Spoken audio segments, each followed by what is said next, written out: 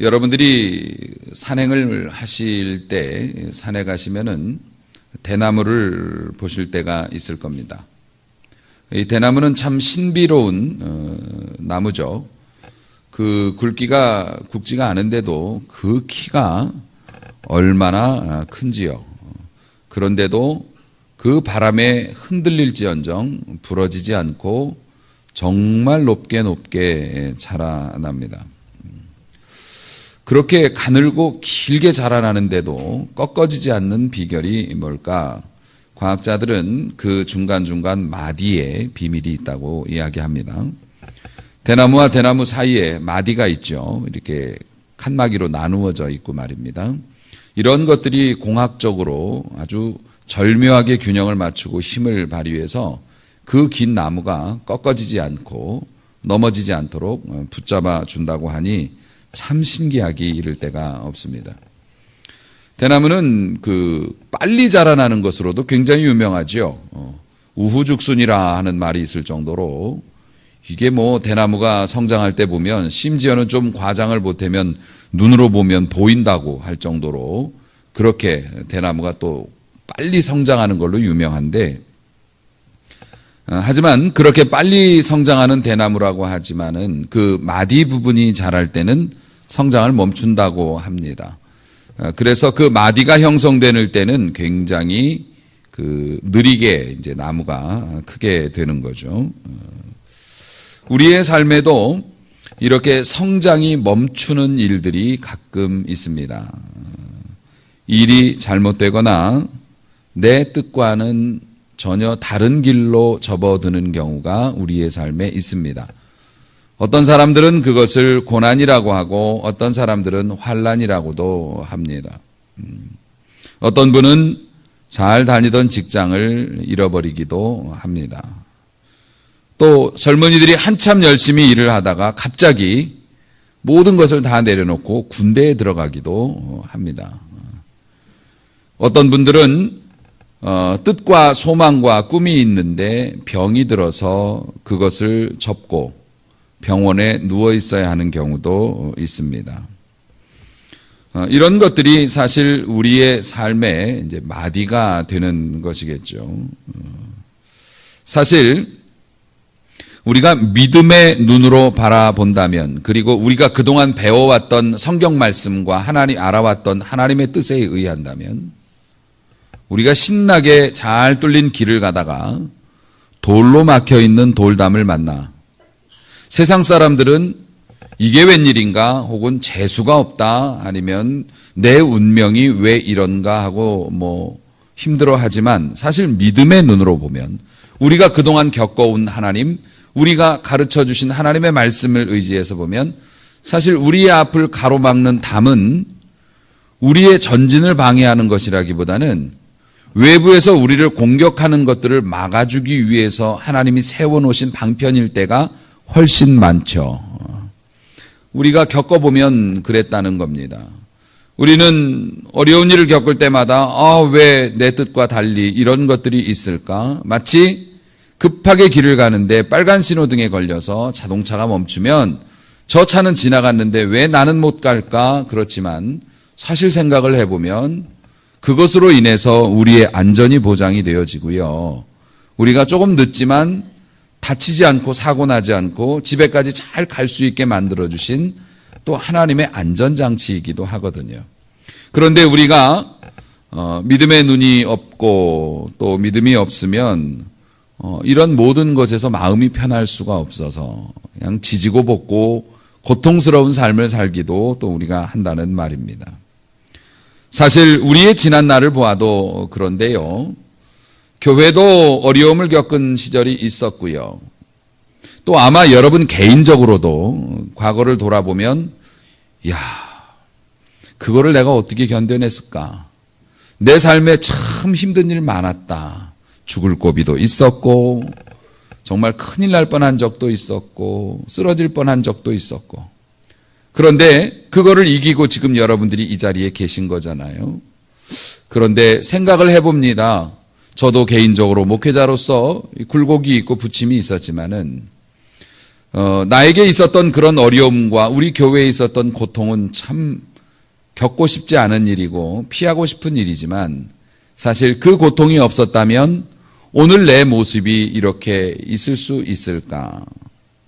아마 우리의 삶에 어려움과 고통이 없었다면 우리는 아직도 철이 안 들었을 수도 있고요. 정신 못 차리고 세상을 방황하며 살아갈 모습이었을 수도 있는데 그런 어려움의 순간순간이 우리를 강하게 만들었고 또 우리가 지금 또 어려움을 겪어도 옛날에 그런 겪었던 일들이 경험이 되어서 견뎌볼 수 있는 마음도 갖게 되었으니 사실 우리의 고통이 아프긴 했지만 그렇게 나쁘게 볼 만한 것은 아니었다는 거죠. 사랑하는 성도 여러분, 어쩌면 지금 이 자리에 돌담에 가로막혀 있는 분들이 계신지도 모르겠습니다. 아니면 지금 이 자리에 혹시 내 인생이 잘못될까? 내가 소원하는 것이 안 이루어지면 어떡하나? 근심하고 걱정하며 이 자리에 나오신 분이 계실 수도 있겠습니다만 만약에 그렇다면 그런 분들이 계시다면 오늘 말씀이 여러분에게 희망과 능력이 될 줄로 믿습니다. 오늘 말씀을 여러분들이 잘 챙겨가셔서 땅에 놓지 말고요. 차에다 두지 말고 오늘 주신 말씀 잘 가지고 다니시다가 어려움을 만났을 때 펴보시고 기억하셔서 어려움과 실패의 위기를 승리로 뒤집어 놓는 놀라운 은혜의 역사를 여러분이 꼭 볼 수 있었으면 좋겠습니다. 자, 오늘 우리가 말씀을 보았는데요. 오늘 이 말씀의 장면은 상황이 어떤 상황이냐면 예수님께서 죽으시기 직전에 그 최후의 만찬이라고 하는 만찬을 하셨죠. 그때 제자들과 식사를 하시면서 자신의 운명에 대해서 감추지 않고 그냥 솔직히 얘기하셨어요. 이제 곧 나는 잡혀가서 죽게 될 것이라고. 제자들은 걱정이 보통이 아니었습니다. 예수님이 막 발을 씻겨주시질 않나. 같이 밥 먹던 저 유다는 막 성질 내고서 뛰쳐나가 버렸고요. 이 사람들 중에 한 사람이 나를 배신해서 팔아먹을 거라고. 도대체 누구냐고. 나하고 지금 같이 그릇에 손을 넣고 있는 사람이라고. 손 따라가 보니까 유다예요. 분위기 살벌해졌습니다. 유다가 표정 관리 안 되죠. 예수님은 거기다 대고 네가 해야 할 일을 어서 해라 이러시니 뛰쳐나가 버렸습니다. 밤중에 밥 먹다 말고. 그리고 예수님께서는 나는 이제 곧 죽을 것이다. 이런 말씀하시고 막 발 씻겨주시고 이러니까 제자들이 아주 분위기가 이상해졌습니다. 그리고 나서 이제 그 감람산 겟세마네 동산에 가서 예수님이 기도하시다가 체포되시잖아요. 그 최후의 만찬과 감람산에 가시던 그 사이에서 있었던 일이에요. 예수님께서 불안해하는 제자들에게 미래의 일들에 대해서 말씀하신 내용 중에 일부분이 오늘 여러분과 이제 읽은 말씀이에요. 예수님께서 이런 말씀을 하셨어요. 16절에 보니 조금 있으면 너희가 나를 못 보게 될 거라고. 그리고 또 조금 있으면 나를 보리라. 이렇게 말씀하셨어요. 제자들이 하나는 알고 둘은 몰랐죠. 그렇죠? 하나는 뭐냐면 조금 있으면 나를 못 보리라. 그거는 예수님이 그동안 말씀하신 게 있으니까 예수님이 잡혀가시던가 뭔 일을 당하시면 우리가 예수님 못 보겠구나. 이거는 알아들었는데 조금 있으면 보리라 그러셨어요. 그러니까 제자들이 탈출하실래나? 아니면 도망가시나? 어디로 피신하시나? 부터 시작해서 제자들이 혼란스럽기가 그지 없었습니다. 사람들이 수근수근 됐어요. 조금 있음이라고 하신 말씀이 그 조금이 얼만큼일까? 이게 18절 말씀이죠. 조금 있으면이라 하신 말씀이 무슨 말씀일까? 무엇을 말씀하시는지 모르겠다. 알지 못하겠노라. 제자들이 수근수근하고 있으니까 예수님께서 귀가 밝으시거든요. 제자들이 뭐라고 하는 거 다 들으시더라고요. 그러니까 여러분이 기도하는 것도 다 들으시죠. 예수님은 아주 귀가 밝으셔요. 너희들 뒤에서 뭐라고 지금 얘기하는지 내가 다 알아? 그러시면서 다시 한번 설명을 해 주셨어요. 조금 있으면 나를 보지 못하지만은 조금 있으면 나를 보리라. 이 말로 너희가 서로 문의하느냐? 서로 주고받으면서 뭔 소리냐? 이렇게 얘기하느냐? 그러면서 20절에 말씀해 주셨어요. 내가 진심을 담아서 너희에게 얘기한다. 너희는 곡하고 애통할 때가 올 거야. 슬퍼할 때가 올 거야. 그리고 원수들은 너희들 우는 거 보면서 즐거워할 거다. 그런데 조금만 기다리면 너희 근심했던 것이 도리어 기쁨이 될 것이야. 예수님이 그렇게 말씀을 해 주셨어요. 사랑하는 성도 여러분, 여기에는 두 가지 사실이 요약이 되어 있죠. 잠시 후면 제자들은 힘들어질 거고요. 그리고 원수들은 굉장히 좋아할 거고, 그리고 조금 더 잠시 지나면 그 입장이 뒤집힌다는 말씀이잖아요. 실제로 예수님이 십자가에서 죽으셨을 때 예수님을 죽이려 했고 예수님을 미워했던 사람들은 진짜 좋았습니다. 왜냐하면 예수님이 기적을 했던, 인기가 높던, 뭐 어쨌든 상관없어요. 죽으면 끝이니까요. 사람은 죽으면 끝이죠. 죽은 사람은 말이 없어요. 죽은 사람은 힘이 없어요.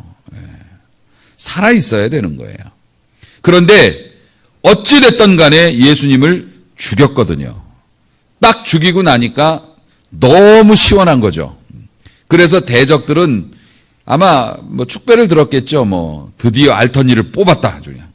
좀 꺼림칙하긴 하지만 어쨌든 죽었잖아. 뭐 죽었으면 끝난 거지 뭐. 어떡하겠어 자기가. 수많은 반란을 일으켰던 사람들도 우두머리 죽으면 다 없어졌다고요. 이제 죽였으니까 끝났고 속이 후련하고 수고 많았다고 그랬고, 제자들은 살 곳을 찾아라서 그 두려움에 몸을 떨면서 정말 비참한 상황이었죠. 그런데 어떻게 됩니까? 3일 천하였죠. 3일이 지나고 예수님이 살아나신 겁니다. 제자들에게 나타나신 겁니다. 여기저기 막 나타나시면서 역사를 일으키시는데 봤다는 사람들이 막 수근수근 거리면서 소문이 불일 듯이 일어나는 겁니다. 여러분 산불 안 내보셨죠? 저희 교회 민광식 장로님은 산불을 내셨다고 간증하더라고요. 어렸을 적에. 산불을 제가 저지르진 않았지만 산불이 나는 건 한번 본 적이 있습니다. 작은 논두렁 불이 산으로 옮겨 붙은데 그 불이 퍼져나가는데 진짜 공포 그 자체더라고요. 불이 이게 감당할 수 있는 불이 아니거든요. 막 집보다도 더 크게 막 산으로 확 하고 타고 올라가는데 그 공포는 지금도 잊혀지지 않습니다. 어떻게 제어가 안 되니까요. 아마 예수님을 못 박아 죽였던 이 사람들의 공포가 그랬을 겁니다. 사람들이 소문이 막 확 하고 일어나는 거예요. 살아났대. 살아났단다. 어디에서 나타나셨대. 아니 나는 봤어. 그분이 이제 문도 안 열고 댕겨. 그냥 막 나타나. 그분이 살아나신다고 평소에 그랬는데 살아나셨더라고.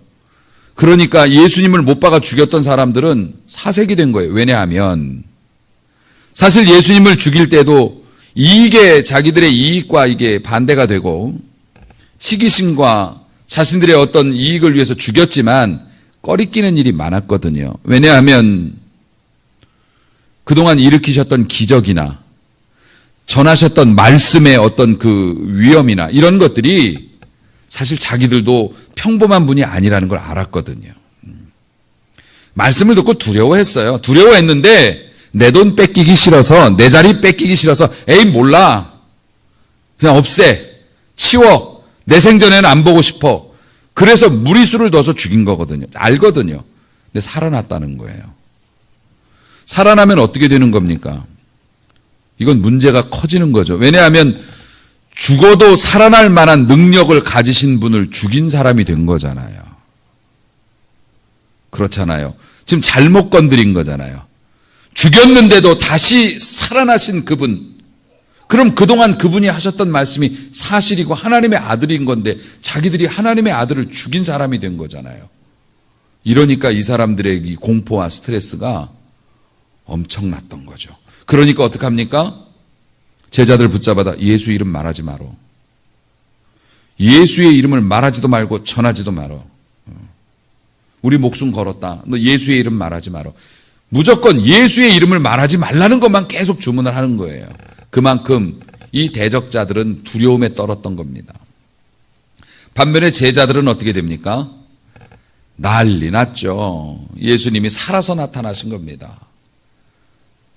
그 못자국, 창자국을 가지신 채로 살아서 나타나시면서 수많은 사람들 앞에 거리끼지 아니하시고 능력을 보이시고 도망간 제자들 다 찾아가지고서 제자리 돌려놓으시고요. 500여 명의 사람들이 보는 가운데서 구름을 타고 하늘로 올라가시니 제자들의 그 마음이 난리도 아닙니다. 마치 건물을 지을 때 여러분 철근을 배열을 하지요. 그리고 콘크리트를 붓습니다. 그러면 설령 콘크리트가 깨져도 벽이 주저앉지 않아요. 안에 있는 철근이 물고 있기 때문에. 제자들의 믿음은 이전에는 콘크리트 같은 믿음이었을지 몰라도 더 강력한 망치로 깨면 깨지는 믿음이었어요. 우리가 예수 그리스도의 이름을 의지하지 않고 우리의 의지나 사람 좋아서 교회 열심히 다니고 봉사하고 충성하고 내 의지와 결단력이 좋아서 뭘 끊고 이러는 거는 사실 더 강한 상대를 만나면 부러지고 무너집니다. 그런데 제자들이 부활하신 예수님을 딱 만나니까 그 마음속에 철근이 들어간 거예요. 그래가지고 부서질지언정 무너지지 않는 거예요. 할렐루야. 그 믿음이 있으니까요. 죽은 자 가운데 살아나시고 우리 눈앞에서 하늘로 올라가신 그 주님이 살아계심을 알기 때문에 내가 실패해도 실패한 게 아니에요. 우리 안에는 예수의 이름이라고 하는 이 철근이 딱 있어서 붙잡고 있는 거죠. 제자들은 난리 났죠. 흥분의 도가니였습니다. 예수님께서 그런 일이 있을 거라는 거를 이제 말씀하시는데 제자들로서는 사실 이해를 못하죠. 왜냐하면은 이전까지 들은 적도 없고 본 적도 없어요. 죽었다가 살아난다는 것이. 그러니까 답답하니까 예수님께서 굉장히 재미있게도 해산하는 여자, 아기를 낳는 여인의 비유를 들어서 말씀하시잖아요. 우리도 아기를 갖게 되고 생명을 이제 잉태하고 배가 불러지고 아기를 낳을 때가 되면 두렵죠. 많이 두렵죠. 왜냐하면 옛날에는 정말로 고무신을 신고 돛돌에 올라가면서 눈물을 지었다고 하잖아요. 내가 다시 나와서 이 신을 신을 수 있을지 없을지 엄마들이. 왜냐하면 옛날에는 난산으로 돌아가시는 분들도 많고 그랬으니까요. 아무리 의료기술이 발달하고 현대 문명이 발달해도 그 생명을 낳는 일은 정말 큰 위험을 감수하고 고통을 감수하는 일이고, 그리고 10달 동안 뱃속에서 아기가 정상적으로 잘 자라줬을지, 또 어떤 병이나 연약함을 갖고 태어나지는 않을지 늘 조바심을 하잖아요. 지난 잘못이 막 다 떠오르고 혹시라도 잘못되면 어떡하나, 내가 마음을 잘못 먹었을 때 혹시라도 영향이 갔으면 어떡하나 조심조심. 그런데 어떡합니까? 아기가 그 과정을 거치고 출산하면 생명이 태어남으로 말미암아서 이전의 고통을 잊어버린다고 오늘 말씀하시듯이 손가락 발가락 다 달려 나오고요. 조그만 녀석이 눈, 코, 입 다 붙어서 응애하고 울면 그동안 걱정했던 것들이 싹 사라지게 되는 거죠. 지금은 너희가 고통스러우나, 지금은 너희가 두렵고 원수가 이긴 것 같지만, 지금은 너희의 길이 막혔고 소망이 없어 보이지만, 변하지 않을 것 같고 영원히 이렇게 살 것 같지만 조금 있으면 하나님이 주시는 축복과 선물로 말미암아서 뒤집혀지리라. 할렐루야. 예수님이 그렇게 말씀하시는 겁니다. 그래서 주님이 주시는, 주님 때문에 얻는 기쁨은 사실 세상에서 얻는 기쁨과는 달라요. 많이 다르죠. 주님이 주시는 기쁨의 특징이 있어요. 일단은 세상이 빼앗을 수가 없어요. 가령 세상적인 기쁨이라는 거는 내가 좋은 걸 이제 사가지고서 너무 기뻐한 거예요. 내 힘에 지나도록 귀한 걸 샀어요. 그래서 너무 기뻐했어요. 그냥 쉽게 얘기하면 여러분들이 갖고 싶은 자동차를, 정말 멋진 자동차를 이렇게 사가지고 탁 왔어요. 교회에 와가지고서 폼 잡고 딱 내렸는데 다른 사람이 나보다 더 좋은 차를 타고 나타났네? 그러면 기쁨이 반으로 뚝 떨어질 수도 있죠. 이럴 수 있습니다. 여러분, 세상의 기쁨은, 세상이 주는 기쁨, 아름다움, 권력, 부요함, 그런 거 가지면 기뻐지지만 이거는 시간이 지나면 흐려지고 옅어지고 금이 가고 주름이 잡히고 세월이 덧입혀지면 다 세상 것들은 무너져 내리죠. 세상 것은 영원하지 않아요. 사도 바울이 이런 이야기를 합니다. 고린도후서 4장 16절에 보면 그러므로 우리가 낙심하지 않는다. 내 마음 낙심하지 않는다. 이유가 뭐냐면 우리의 겉사람은 낡아지나 우리의 속사람은 날로 새로워지는도다. 사도 바울이 믿어보니까 그렇다는 거예요. 얼굴에 주름도 생기고 기억력도 떨어지고 이전에 공부 많이 해서 똑똑했는데 이제는 잘 기억도 안 나고 예쁘지도 않아지고 옛날에는 괜찮았는데 세월이 야속하다. 보통은 이제 그렇게 살게 되잖아요. 고관대작이시고 호의직에 있었고 떵떵거리면서 하셨던 뭐 그런 분들도 나이 잡수면 다 똑같아지고요. 뭐 저희 가족 중에도 또 이렇게 높은 자리에 계신 분이 계셨는데 지금은 뭐 집에서 라면 끓이시죠. 뭐 하나님 시중 드시면서 답이 없어요. 그런데 사도 바울은 말이죠. 자신의 낡아지는 모습을 보면서 희망을 갖는 게 뭐냐면 내 속사람이 새로워진다는 게 어떤 의미냐면 내가 옛날에 예수님 믿은 게 너무 수지 맞는 투자였던 거예요. 왜냐하면 이건 시간이 갈수록 값어치가 높아지는 거예요. 내가 연약해지고 하늘나라 갈 날이 다가오고 세월이 지나면 지날수록 믿기를 잘했어. 주님 앞에 충성하기를 잘했어. 이건 갈수록 빛이 나고 값이 오르는 거예요. 할렐루야, 할렐루야. 우리의 겉사람은 낡아지는데 속사람은 날로 새로워진다는 뜻이 사도 바울이. 그래서 나는 낙심하지 않는다. 가져가려면 가져가라.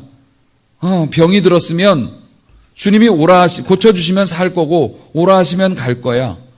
주님이 오라 하시면 난 1초도 머무를 생각 없어. 그냥 갈 거야. 세월이 지나고 나이가 먹고 변하면 변할수록 세상의 값은 떨어지는데 주님께 투자한 그 믿음의 값어치는 이게 점점 너무 멋있어지는 거죠. 이 은혜와 기쁨을 여러분도 누리고 계시겠지만 더 많이 누리실 수 있기를 소망합니다. 믿기를 잘했어. 예수님 믿으니까 나이가 들어갈수록 더 희망이 생기고 더 당당해지고 더 소망이 생기는구만. 우리 주님의 나라에 나도 한 자리 있고 살면 좋고 가도 더 좋고 하나님 앞에 이런 마음으로 살아가니 안 돼, 죽으면 안 돼, 내가 가진 게 이게 얼만데 내 자식들 이거 가지고 안 돼, 나는 눈 못 감아, 이게 아니고요. 믿은 게 너무 좋은 거예요. 그러니까 뭡니까? 주님으로 인한 기쁨은 세상이 빼앗을 수 있는 게 아니라는 거예요. 시간이 지나서 쇠퇴해지고 값 떨어지는 게 아니라는 거예요. 주님이 주신 주님 때문에 얻는 기쁨은 이런 즐거움이 있다는 겁니다. 그리고 23절 말씀을 다시 한번 우리가 살펴보면 그날에는 너희가 아무것도 내게 묻지 아니하리라. 이게 뭐냐면 제자들이 믿음이 들어가기 전에는 궁금한 게 굉장히 많았어요. 무슨 말씀이세요? 왜 그런 말씀하세요? 제자들은 늘 뒤에서 수군거리기 바빴어요. 예수님이 말씀하시는 걸 못 알아듣겠거든요. 이해가 안 되니까. 그런데 부활하신 주님을 만나고 성령 받으니 수군거릴 일이 없어요. 왜냐하면 믿음이 들어가니까 깨달아지는 거예요. 답이 나오는 거예요. 여러분 한번 생각해 보세요. 여러분이 마음이 건강할 때하고 마음이 안 좋을 때, 가령 여러분이 신호위반을 했어요. 딱 찌를 때 했어요. 정의가 구현된 거죠. 그런데 우린 그렇게 생각 안 해요. 재수가 없다고 생각해요. 쟤는 갔는데 왜 나만 잡혔냐고 이야기하기도 하고요. 오늘 일진이 너무 안 좋다고, 억울하다고 막 그렇게 발을 동동 구르기도 해요. 분을 못 참아서. 그런데 또 우리가 마음밭이 좀 괜찮고 그날 괜찮을 때는 기분이 좋은 일은 아니지만 어쩌면 이것 때문에 내가 과속을 안 하고 신호를 잘 지켜서 더 안전하게 살 수도 있을지도 몰라. 어쩌면 이거 붙잡혀 있는 시간에 먼저 가가지고 사고 났을 수도 있는데 괜히 이유를 만들어갖고 스스로 위로받는다? 그렇죠? 내 마음밭이 좋으면. 이게 비약이 되면 하나님 앞에 은혜 받고 예수님과 사이 좋고요. 은혜 충만, 성령 충만하면 내 고난의 이유를 스스로 설명받아요. 점집에 가서 물어보지 않아요. 아니까. 성령께서 가르쳐 주시고 깨닫게 하시거든요. 답을 자기가 만들어서 찾아요. 그리고 스스로 위로를 받아요. 그래서 예수님이 너희가 은혜 받고 내가 너희에게 살아나고 너희가 그 믿음을 가지고 나를 따르면 이제는 수근수근거리면서 물어볼 일이 없어. 모든 문제의 답을 알게 될 거야. 할렐루야. 그래서 예수 믿는 사람들이 행복의 비결이 그건 거예요. 아니까. 깨달아지니까. 사도 바울도 이 부분에 대해서 고린도전서 13장에서 말씀하셨어요. 이제는 거울로 보는 것 같이 희미하지만 이전에는 옛날 거울은 유리거울이 아니었다고요. 우리가 보는 것 같은 유리거울이 아니었고 청동을 갈아서 광을 낸 거라서 얼굴이 잘 안 보이고 울룩불룩하게 보여요. 디테일이 안 사는 거죠. 그런데 예전에는 그 거울을 통해서 보는 것처럼 내 미래나 세상의 일이나 하나님의 뜻이 긴가민가 했지만은 이제는 뭡니까? 예수 안에 있고 은혜 아래에 있으니 얼굴과 얼굴을 맞대고 보는 것처럼 아주 다 보이는 거죠. 할렐루야. 우리 주님과 좋은 관계를 갖게 되고 믿음 안에 들어가면 주님께서 조금 있으면 부활한 나를 너희가 만나게 되면 이런 일이 있을 것이다. 사랑하는 성도 여러분, 그뿐만 아니에요. 23절을 다시 보시면은요. 내가 진실로 진실로 너희에게 이르노니 너희가 무엇이든지 아버지께 구하는 것을 내 이름으로 주시리라. 우리가 기도하면 하나님께서 주시면서 이거 예수 때문에 주는 거야. 네가 예수님하고 잘 안다니까 주는 거다. 하나님이 그러신대요. 그리고 24절 지금까지는 너희가 내 이름으로 아무것도 구하지 아니하였으나 이 구하는 건 하나님께 구하는 거잖아요. 너희들이 내 이름을 가지고 아버지께 구하지는 않았지만 이제부터는 내 이름으로 구하라. 그리하면 받으리니 받아서 너희 기쁨이 충만하리라. 할렐루야. 그런데 이게 기도에 관한 가르침으로 우리는 알잖아요. 구하라 받으리라. 내 이름으로 예수의 이름으로 기도하면 받는다. 여러분 그 정도의 문제가 아니에요. 사실은 우리가 부활하신 주님을 만나고 믿음 안에 거하게 되면 받는 혜택 중에 제일 큰 혜택인데요. 이게 프리패스라고 하지요. 우리 부대에서 우리가 옛날에 그 군대 사역을 이렇게 위문 공연 같은 거 갔을 때 그 사무실에서는 여러분들의 인적 사항을 받아요. 그게 왜냐하면 보안 관련 이제 하는 사람들이 우리 부대에 많은 사람들이 오면 당신들이 누구인지를 알아야겠다 해서 주민등록번호하고 뭐 인적 사항을 제출하라고 해요. 그럼 이제 우리가 하면은 그 사람들이 조회를 해봐요. 신원 조회를 해서 문제가 없으면 들어오세요 하거든요. 군부대 하나 들어가는데도 그런데 말입니다. 만약에 여러분이 청와대 같은 데 한번 들어가려고 해보세요. 아마 몸에 뭐 지니고 있는지 확인할 거요. 그리고 신원조에 들어갈 거요. 그리고 혼자 못 다니게 할 겁니다. 누가 꼭 붙어가지고 같이. 그게 감시지 뭐예요? 우리가 이전에는 하나님께 나아가거나 하나님께 무엇을 받으려면 제물을 바쳐야 했어요. 짐승을 죽여서 피를 흘려야 했어요. 율법을 깔끔하게 지켜내야 했어요. 그래야 그것이 믿음으로 인정받아서 하나님 앞에 나아갈 수 있었어요. 대제사장이라 할지라도 함부로 하나님께 못 나갔어요. 하나님께서 말씀하셨어요. 가까이 오면 죽으리라. 예전엔 그러셨어요. 그런데 이제는 뭡니까? 예수의 이름을 힘입어서 예수의 피를 힘입어서 누구나 하나님의 은혜의 보좌 앞에 자유로이 나갈 수 있게 됐다는 거예요. 이제는 우리의 신분이 자녀로 바뀌었기 때문에 만약에 통치자의 자녀, 대통령의 자녀들이 아마 집이 청와대인데 들어갈 때마다 몸수색 당하고 그러진 않을 거요. 들어갈 때마다 신원조회하고 경호원들이 따라다니고 뭘 도와주려고 따라는 다닐 수 있겠지만 감시당하지는 않을 거요. 우리의 신분이 그렇게 바뀌었다는 겁니다. 우리가 예수의 사람이 되므로 하나님과 친밀되게 되었고요. 이제는 구하는 것을 당연히 받을 수 있어요. 왜냐하면 자녀가 되었기 때문에.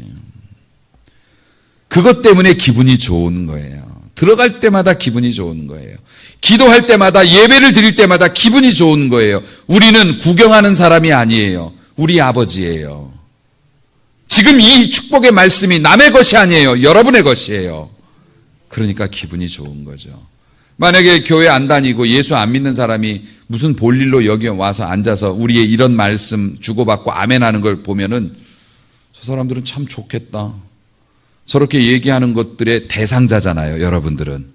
그런데 안 믿는 사람 입장에서 볼 때는 아멘을 할 수가 없죠. 안 믿는데. 좋겠네, 좋은 소리 해주고 고맙다고 하고 막 서로 이렇게 막 은혜 주고받는 걸 보면서 부러워할 거예요. 나는 상관없으니까 뭐. 나는 여기 사람 아니니까. 우리가 하나님의 은혜 안으로 들어가고 하나님의 보좌 앞으로 나아갈 수 있게 됨 때문에 기뻐하게 된다는 겁니다. 사랑하는 성도 여러분, 오늘 본문에 보면 조금 있으면이라는 말이 7번이 나와요. 굉장히 자주 사용하신 거죠. 그 조금의 시간이 지나서 그 전후가 큰 변화가 일어났죠. 사망에서 생명으로, 죽었는데 사신 거예요. 애통에서 기쁨으로, 통곡하던 소리가 찬송소리로 바뀌었어요. 의문에서 확신으로, 하나님과 끊어졌던 것들이 연결됨으로, 그 조금의 시간이 말입니다. 여러분, 오늘 현재를 근심과 고난으로 보내는 분이 계시겠지요. 조금만 견디시기를 바랍니다. 낙심했던 제자들이 생기를 다시 찾았던 것처럼, 용기와 소망을 얻었던 것처럼 주님이 살아계시고 여러분이 주님을 믿기 때문에 주님께서 곧 기쁨의 시간을 주실 줄로 믿습니다. 이건 예언입니다. 통곡하고 힘들어하는 자, 조금 있으면 우리 주님께서 좋은 날을 주실 것이라는 거. 예언 쉬워요. 비 오는 날 예언하면은 여러분 100% 예언을 맞출 수 있어요. 곧 날이 갤 것입니다. 그러면 지가 아무리 비가 와도요, 곧 해가 나와요. 이건 확실한 예언이에요. 고통 가운데 있는 자요, 우리 주님께서 여러분을 기쁨으로 바꿔놓으실 것이다. 맞아요. 됩니다. 네. 여러분, 그런데 아직도 믿음에 들어오지 못하고 믿음 생활 제대로 못하고 하나님께 죄송스러운 삶을 살고 혹은 예수를 영접하지 않은 분이 계신가요? 여러분 조심하셔야 돼요. 조금 시간이 지나면 주님이 부활하심으로, 조금의 시간이 지나서 부활하심으로 믿지 않는 자들은 불안과 공포에 떨었듯이 우리가 예수를 믿지 않고 신앙생활 제대로 못해도요, 정말 조금 지나면 심판의 때가 옵니다. 정산해야 될 때가 오고요, 변명해야 될 때가 옵니다. 그것도 조금 있으면입니다. 그날이 오기 전에 신앙의 결단을 내리고요, 갑자기 심판이 왔다고 통곡하는 일이 없기를 바라요. 예수의 은혜 안으로 들어오세요. 여러분, 오늘 여러분 무거운 짐을 지고 버티는 분이 계십니까? 정말 더 못 버틸 것 같아서 다리가 후들거리는데 내가 주저앉으면 우리 집 잘못될까 봐, 우리 자식들 잘못될까 봐, 내가 그동안 해놓은 것들이 너무 아까워서 지기 어려운 짐을 지고 다리를 막 떨면서 그런 분 계십니까? 여러분, 주님이 보고 계십니다. 주님이 듣고 계십니다. 여러분이 아파서 끙끙대는 소리, 기도 소리뿐만 아니라 여러분이 아파서 고통스러워하는 소리도 다 듣고 계십니다. 조금 있으면, 조금 지나면 수고하고 무거운 짐진 자들의 그 짐을 맡아주시는 주님께서 여러분 감당케 하시고 또 나누어 주실 줄로 믿습니다.